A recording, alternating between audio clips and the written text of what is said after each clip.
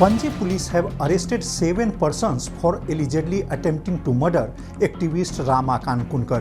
But this case cannot be called solved as several crucial questions remain unanswered. The biggest question is the motive behind the brutal daylight assault in a busy locality like Caranzalem.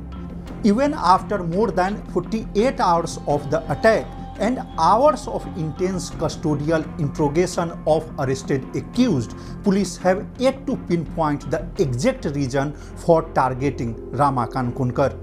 CCTV footage of this incident shows that one member of the gang is filming the assault on a mobile phone. But police have so far failed to recover the device, which could be a vital piece of evidence. Another mystery is that how the gang knew that Rama Kankonkar would be present at that particular time and place.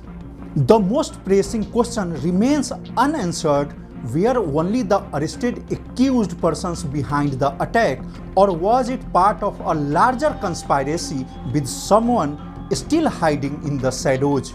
Meanwhile, Rama Kankonkar is reportedly safe and recovering at GMC under strict police protection. Mukesh Kumar for Prudent.